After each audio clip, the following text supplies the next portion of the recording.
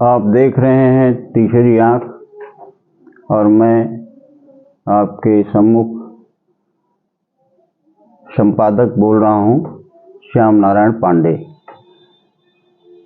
इस समय महाकुंभ की चर्चा पूरे विश्व में जोरों पर है।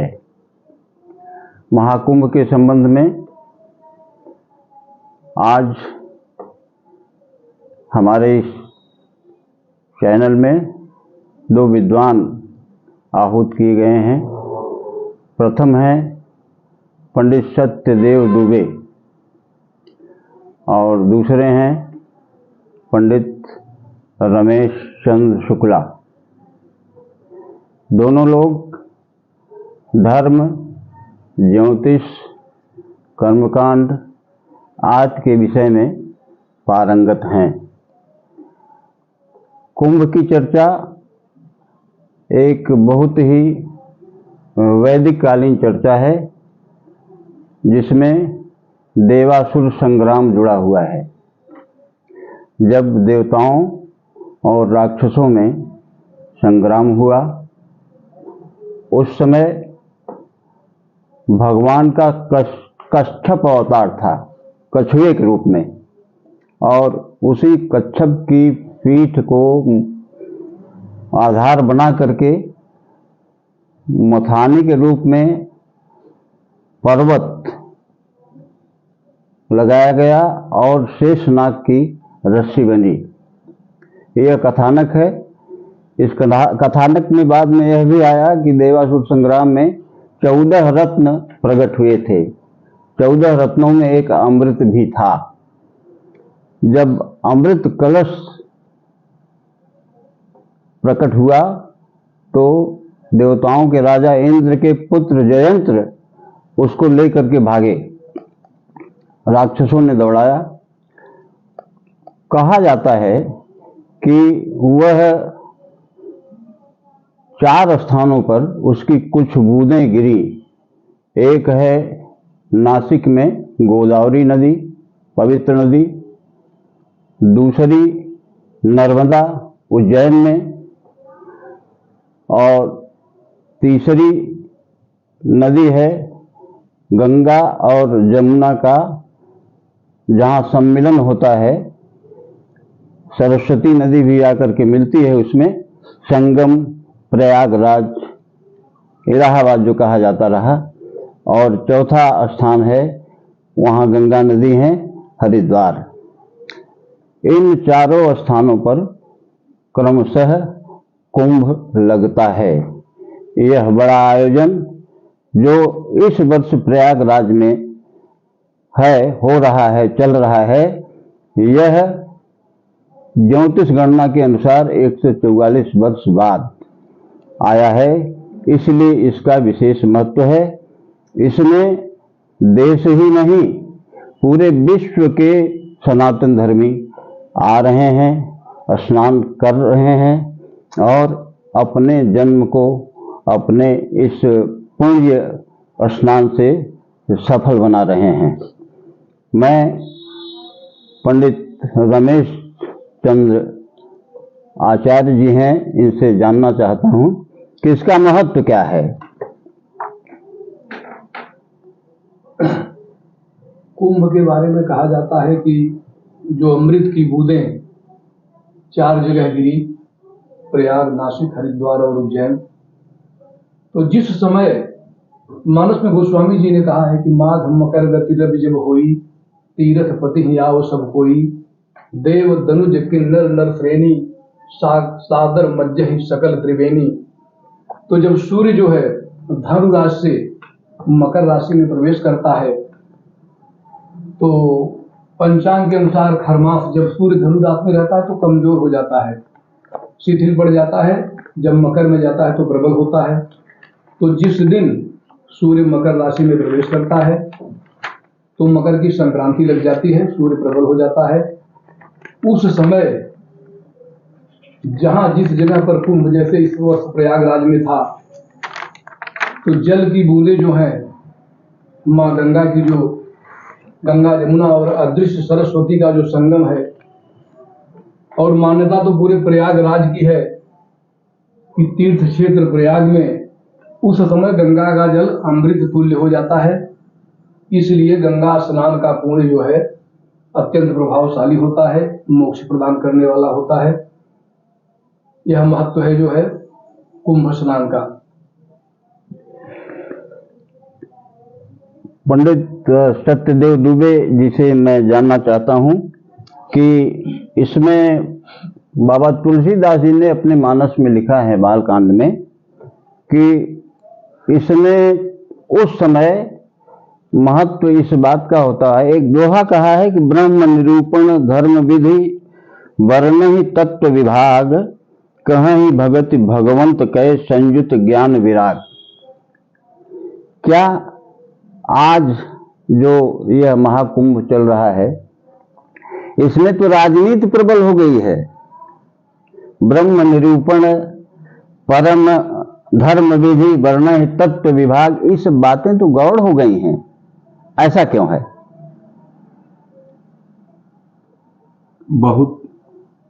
बहुत ही संपादक ने अच्छा प्रश्न किया है कि त्रिविधा भव श्रद्धा देहि नाम सा स्वभाव जा सात्विकी राजसी चाहिए तामसी चे सावश्रम। अर्जुन ने प्रश्न किया भगवान से कि श्रद्धा क्या होती है? तो हमारे यहाँ श्रद्धा भी हर मनुष्य में 3 प्रकार की होती है। जन्म के समय हम सात्विक वित्त कह लीजिए या कह लीजिए कि हम बहुत शुद्ध रहते हैं, बंदम बाल रूप सोई रामो सबसे सुलभ जपद्देसी नामो। जैसे जैसे हम इस संसार में पदार्पण करते हैं उसी तरह हमारी बुद्धि जो है परिवर्तित होने लगती है।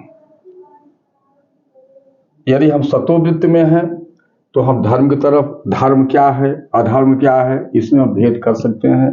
जब रजोगुण में जाते हैं तो रजोगुण का मतलब होता है लोभ प्रवृत्तारंभ कर्मणा समय स्पृहा, तो रजस्य तान जायन्ते विवृद्धे कुलनंदन। हे कुलनंदन अर्जुन, जिसमें ऐसा विचार देखिएगा, लोभ प्रवृत्ति अहंकार ऐसे शब्द जब आने लगे तो इनको रजोगुण कहेगा। तो रजोगुण जो रजोगुण होता है रजः कर्मणि भारत, और सत्वगुण क्या होता है सत्वा संजायते ज्ञानम। आज हमारे गोस्वामी जी ने रामचरितमानस में लिखा कि आज जो पिता है वो पुत्र को सनातन धर्म की शिक्षा नहीं दे रहा है। सनातन धर्म क्या है, धर्म पहले क्या है। अब गोस्वामी जी ने लिखा कि माँ तो पिता ही बालकन बोलावई उदर भरई सोई नीत सिखावई। वो ये नहीं कहते कि हमारे यहाँ था प्रातः काल उठकर रघुनाथा मात पिता गुरु नाम ही माथा आयस माग कर पुरकाजा देख चरित हर्षय मन राजा। आज कितना डिफरेंस हो गया है। और हम उस ऐसे बच्चों से आशा करें कि प्रयाग के विषय में जाने, प्रयाग क्या है, उनको धर्म नहीं, वो माता पिता जो नहीं मान रहा है वो तो क्रिटिसाइज करेगा ही कि धर्म क्या है अधर्म क्या है। इसलिए जो प्रयाग का महात्मा है गुरुदेव, तो वो कह सके प्रयाग प्रभाव, ये आज का नहीं है। तो गुरु जी ने, आचार्य जी ने बताया कि जो बूदे जयंत जो है हमारे इंद्र का लड़का है, जब वो उस समय जो अमृत 14 निकला, अमृत का कलश को रक्षा करने वाला उस समय कोई देवताओं में नहीं था। तो जयंत जो था सेना का मालिक है इंद्र के, और उसकी पत्नी का नाम शर्मा है। पत्नी से यहाँ तो कोई लेना देना है नहीं। जयंत को दिया गया कि आप इसको लेकर भागे और राक्षसों से रक्षा की जाए। तो जहां जहां ये कहिए कि जो चारों माने ले जाते वक्त उसको 4 बूंदे जो गिरी, उसी का हम महात्मा मना रहे हैं। और प्रयाग इसमें तीनों जगह से प्रयाग का महत्व बहुत ही बड़ा है। हमारे रामचंद्र जी आए हैं श्रृंगेरपुर में, जैसे उतरते हैं श्रृंगेरपुर उतरने के बाद वो सीधे जाते हैं को माने जो कलुष कुंजरन सांग वैसा आया है कि वो भरद्वाज मुनि के आश्रम में जाते हैं। भरद्वाज मुनि बस ही प्रयागा, तो भरद्वाज मुनि, और वहां 2 नदियों का संगम है, गदा सरस्वती है। तो इसमें ब्रह्म क्या है, अब ब्रह्म के विषय में तो कोई जानता नहीं कि यहाँ तो हम सुखानुभूत की तरफ दौड़ रहे हैं। सुखता क्रियते, चरपट मंजरी में आया है कि सुखता क्रियते रामा भोगा पश्चात धारण शरीरे रोगा। यद्यपि लोके मरणम शरणम तदपि न मुंचत प्रापाचरण। आदमी सुख की तरफ जा रहा है। और ब्रह्म निरूपण की तो बातें छोड़ दीजिए, आज बहुत हम लोग पतित हैं। हम लोगों को पवित्र होने का हम ब्राह्मण कहते हैं। ब्राह्मण 8 प्रकार के होते हैं। ब्राह्मण एकांड साफ ब्राह्मण 8 प्रकार के होते हैं। पहला होता है मात्र, दूसरा होता है द्विज, तीसरा होता है विप्र, चौथा होता है ब्राह्मण। तो जब ब्रह्म की तरफ हम अक्सर होते हैं तब हम ब्राह्मण हैं। तो ब्राह्मण ही ब्रह्म निरूपण समझेगा और जो जैसा कह रहा है वैसे फल पाए। जो जस करे सो तस फल चाखा। तो प्रयाग का प्रभाव बहुत प्रबल है गुरुदेव। और हम सब जितने जो पुण्य के हमारे यहाँ ये है कि यही प्रकार भर माघ नहाई तब सब निज निज आश्रम जाए। पूज्य पार्थिव अक्षय बट गाता, वहां पर एक अक्षय बट भी है और बहुत पहले से है, ये आज का नहीं है। और सनातन धर्म हमारा आज का नहीं है। हम प्रयाग के प्रभाव को नहीं करें। प्रयाग का प्रभाव नहीं होता तो आज 40 करोड़ 50 करोड़ आदमी विश्व से आते क्यों? यदि हमको वहां से लाभ नहीं मिला या हमको वहां से शांति नहीं मिल रही है तो आज इतने सालों से आदमी प्रयागराज क्यों जा रहा है? तो जो जैसा जस करणी तस भोग होता था। प्रयाग का बहुत बड़ा महात्मा है। और उससे अब उसमें हर एक माने चाहे देव हो, दनुज हो, किन्नर हैं, नाग हैं, हमारे यहाँ वहाँ प्रयागराज का ही महात्मा है। उसमें 1 महीने तक स्नान करते हैं तब सब अपने अपने आश्रम को जाते हैं। वहाँ जप है, तप है, उपवास है, कल्पवास है। जो जैसा कर रहा है वैसा फल पा रहा है। कोई क्या कहेगा उससे हमको धर्म से नहीं लेना है। हमको है कि अभ्यास में समर्थोसी मत कर्म परमो भव मदत मफ कर्माणी कुर्म सिद्धि पाप से। अर्जुन से भगवान अर्जुन से कहा कि यदि अभ्यास करोगे तो आपको सिद्धि मिलेगी, आप ब्रह्म की तरफ अग्रसर होगे। नहीं सो परत्र दुख पावई सिर धुन धुन पछताए काल है कर्म ईश्वर है मिथ्या दोष लगाए। वो संसार को गलत कहता है, ये संसार है। और प्रयाग को कह सके प्रयाग प्रभाव। पंडित रमेश जी से हम जानना चाहते हैं कि आया है रामायण में कि कहाँ होई मुनि ऋषय समाजा। ऋषि और समाज, ये 2 प्रकार के लोगों, मुनि ऋषि और समाज, यही लोग यहाँ आते रहे जैसा कि उल्लेख है। तो आज तो यह पिकनिक स्थल हो गया है जैसे। ऐसे लोग कम हो गए या ऐसे लोग नहीं आ रहे हैं, क्या बात है? वास्तविकता तो ये है पांडे जी की कम हो गए। आएंगे कहाँ से जब है ही नहीं। तो अब केवल जो है शंकराचार्य बनने के लिए होड़ मची हुई है। हम यहाँ के शंकराचार्य हैं, उनका धर्म से कोई मतलब नहीं है। कहीं निकलना नहीं है कि समाज में निकलें, समाज को कोई दिशा दें। एक जगह बैठ करके जो है अपना चला रहे हैं सब। पहले के समय में मानस में ही उल्लेख है, जब भरद्वाज ऋषि ने महर्षि याज्ञवल्क्य का पैर पकड़ लिया। याज्ञवल्क्य मुनि परम विवेकी भरद्वाज राखे पद टेकी। तो पैर पकड़ के रोक लिया उनको कि धर्म की चर्चा के लिए कि आप कुछ और बताएं। और आज जो है इसका मूल उद्देश्य यही था कि मतलब सारे विश्व के जितने सनातनी हैं, जितने धर्म गुरु थे, जितने ऋषि मुनि थे, एक समय ऐसा साल में बना था कि यहाँ लोग इकट्ठा होते थे केवल धर्म चर्चा के लिए। 1 मास तक कल्पवास होता था, 1 मास तक केवल धर्म पर चर्चा होती थी। लेकिन अब जो है राजनीति ज्यादा हो रही है। कौन जाके नहा ले रहा है, उसके बाद फिर कुछ बोल रहा है, कोई दूसरा जा रहा है, दूसरा कुछ बोल रहा है। केवल मतलब कितनी कमियां निकाल दी जाए सनातन में, अब मेन विषय यह हो गया है। दुबे जी, मैं आपसे फिर यह जानना चाहता हूं कि क्या ज्योतिषीय महत्व भी है इसका? क्या जो उस समय सूर्य की किरणें पानी में पड़ती हैं मकर राशि के उस पर, तो क्या इससे शारीरिक स्वास्थ्य के लिए लाभदायक होता है? ये तो पांडे जी मैंने पहले कहा, इसका लाभ न होता। जैसे कोई कहता है कि हमारे यहाँ एक आया है सूक्ति आई है, ब्रह्म विद्याम धन्या कोटिम तद अर्धम हरि मंदिरे तद अर्धम जाहुनी तीरे तद अर्धम दक्षिण करे।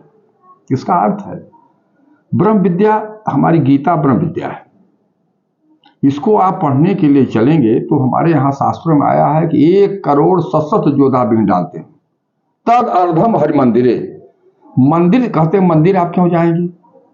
मंदिर से यदि हमको लाभ नहीं मिला होता तो आप इतने कितने आतताइयों ने तोड़ने का प्रयास किया, फिर भी आज मंदिर मौजूद है, हमारा सनातन धर्म नष्ट नहीं हुआ, तो कुछ लाभ नहीं है। उसी तरह यदि वहां स्नान करने से लोगों को लाभ नहीं हुआ होता, या माघ मकर जब ऐसे ही क्यों बनाया गया कि माघ मकर में इसको किया जाए, तो सूर्य की जो किरण पड़ रही है वो अमृत तुल्य हो रही है, तभी तो आदमी स्नान कर रहा है। इतने लोग आज स्नान कर रहे हैं, न कोरोना का प्रभाव हुआ, सब माने ऐसा घाट है जिसमें सारे चतुर्वर्ण जो वहां स्नान कर रहे हैं, ब्राह्मण है, क्षत्रिय है, वैश्य भी शुद्ध है, कोई दिखलाई नहीं पड़ रहा है कि इसमें कौन वर्ण है।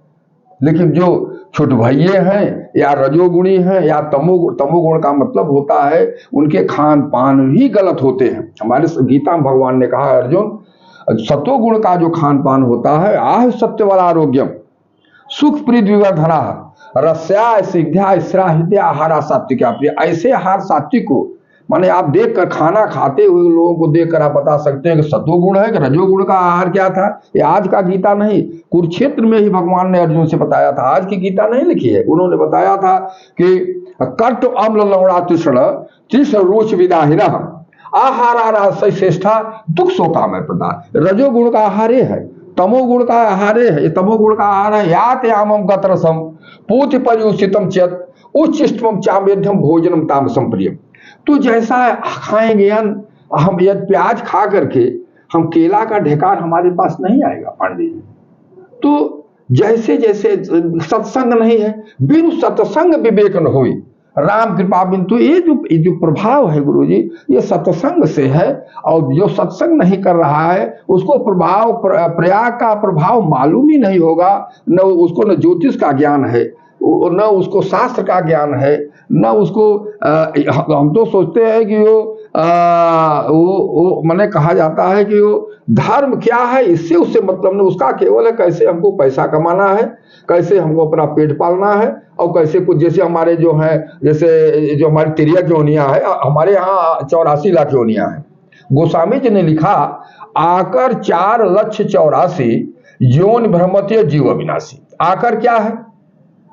आकर है अंडज, पिंडज, स्वेदज और स्थावर।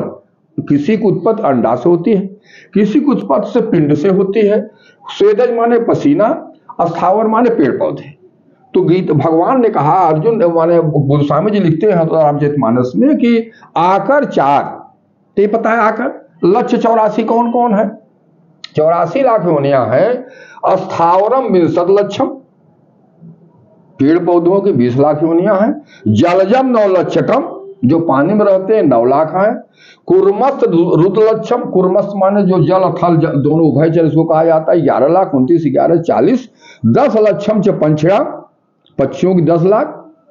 63 लक्षम च पशुना, 50 30 80। 4 लक्षम च बानरा।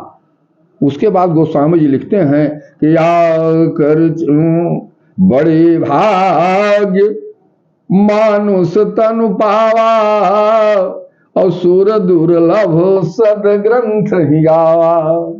साधन धाम मोक्ष कर द्वारा और पाई न जे पर भगति संवारा। तो गोस्वामी पांडे जी, ये चीजें ये कच्चे घड़े पर निशान बनाया जाता है, पक्के घड़े पर कोई निशान नहीं बनता। आज हमारा समाज किसी दूसरे, पता नहीं, हम नहीं समझ पाते। हमारी शिक्षा बहुत अच्छी हो, जो मैं कक्षा 8 में पढ़ता था आज कक्षा 4 का विद्यार्थी पढ़ रहा है, लेकिन जो हमारा सनातन धर्म था उसको आदमी भूल रहा है। किसी दूसरे धर्म में चले जाइए, उसको अपने भगवान को जानता है। अभी हम आपको पूछे कि राम कौन है, लक्ष्मण कौन है, कृष्ण कौन है, भरत कौन है, को नहीं बता पा रहा है।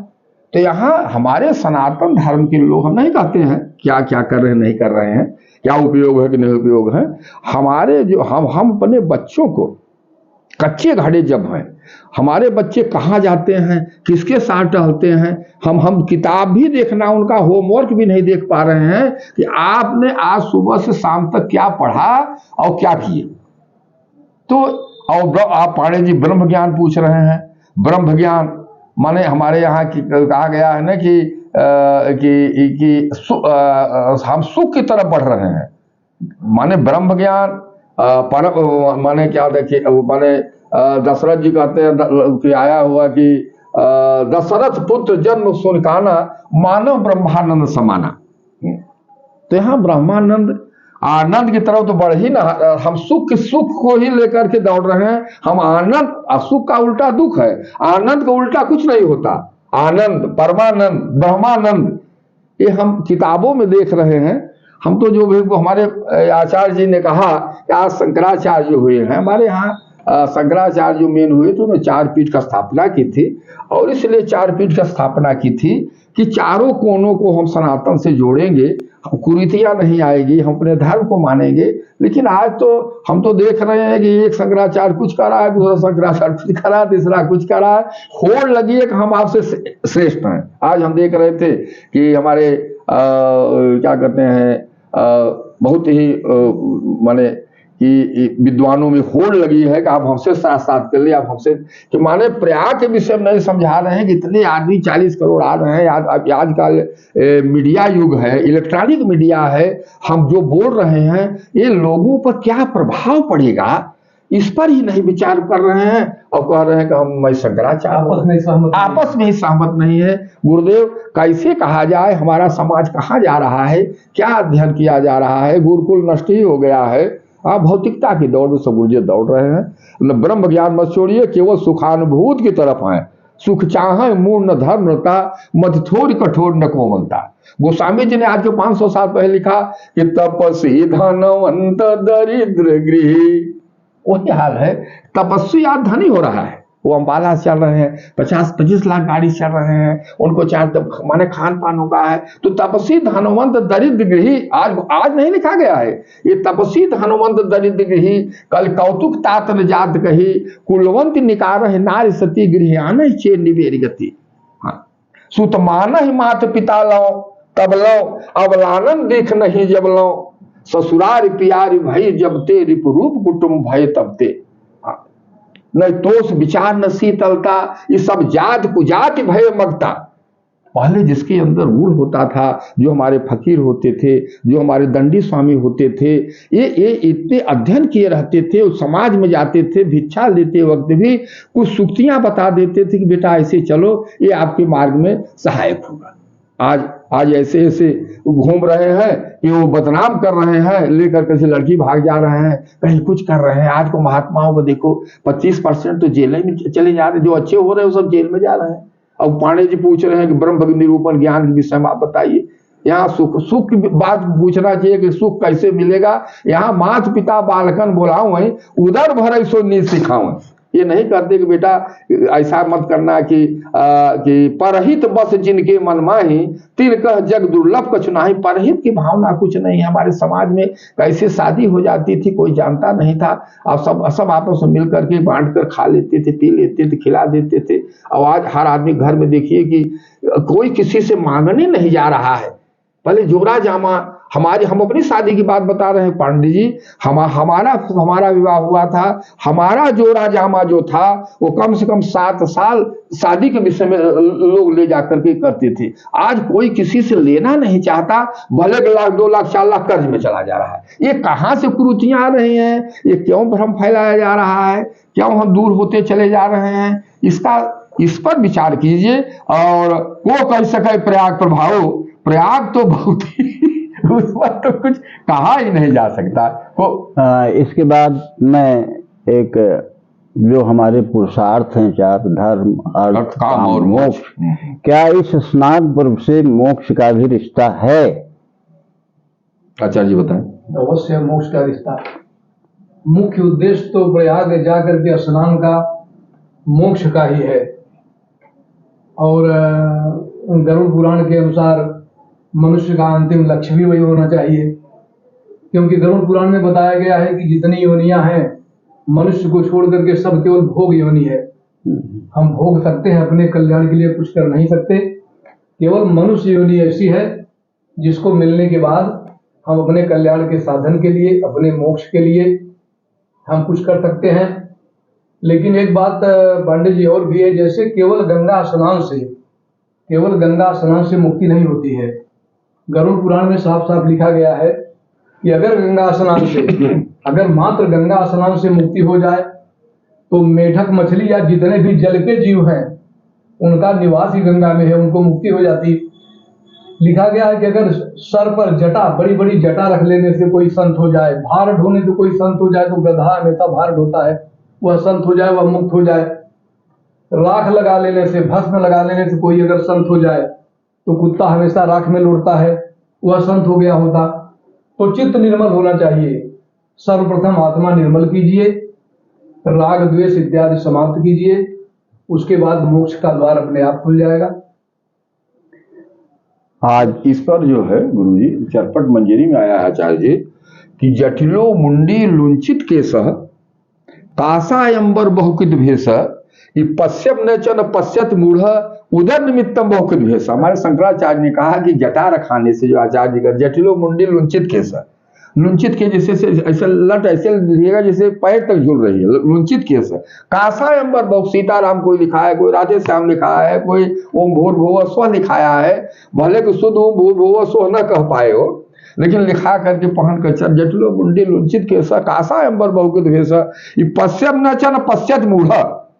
पश्चिम माने हमको न ज्ञानी दिखलाई समझ पड़ रहा है कौन मूढ़ है और कौन ज्ञानी है। ये उदर निमित्तम बहुकित भेष, ये पेट के लिए जो है ये सब बनाकर कैसे लूट ले, कैसे खा ले। भगवान को ठग रहे हैं, मनुष्य को ठग रहे हैं, नहीं देख रहे हम खुद ठगा रहे हैं। तो वो चरपट मंजरी में आया कि भज गोविंदम गोविंदम भज मूढ़ मते काते कांता कस्ते पुत्र संसार विचित्र। ये कस्य तुम कहकुत आयात इस तत्व चिंतन तद्य भ्रात। हमको आपको चिंतन की जरूरत है, कैसे हमको मोक्ष मिलेगा। ये पहले से धर्म अर्थ काम और मोक्ष, पहले धर्म है तब काम है, धर्म अर्थ है तब काम तब मोक्ष है। वैसा सिस्टमेटिक हमारा बनाया गया था। पहले काम नहीं है, अब आज पहले काम हो गया, धर्म बाद में हो गया। मोक्ष को तो मोक्ष से क्या लेना देना है, पहले पैसा कमा ले, उससे कोई मतलब नहीं है। नहीं कहते हैं कौन देखा है, कौन देखा है। तो आपने पांडे जी ने आज ऐसी चर्चा को कह सके प्रयाग प्रभाव पर आए हैं, तो ये तो पहले गोस्वामी का कोई कह ही नहीं सकता। लेकिन भाई समर्थ हैं हमारे पांडे श्याम नारायण जी, ये कोई किसी पर भी चर्चा करा सकते हैं। हाँ, आज इस चर्चा में पंडित सत्यदेव दुबे जी और पंडित रमेश चंद्र शुक्ला जी भाग लिए और कुंभ के बारे में, महाकुंभ के बारे में इन्होंने विशेष बातें बतलाया। हमारे समझ से यह है कि इसमें कहा गया है कि ये प्रकार भरी माघ नहाही पुनि सब निज आश्रम जाही। एक महीने तक भगवान की चर्चा होती थी, एक महीने तक एक तरह से तपस्या होती रही। तो 11 महीने अपने गृहस्थ जीवन में रहते रहे, अपने और काम में रहते रहे, और 1 महीने माघ भर तीर्थराज प्रयाग में तपस्या करते रहे। हमारे समझ से यही महत्व है महाकुंभ का। अब हम इन दोनों विद्वान बंधुओं को धन्यवाद देते हैं और उम्मीद करते हैं कि कभी ऐसी चर्चाएं होंगी तो अपना अमूल्य समय हमें देंगे। जय हिंद।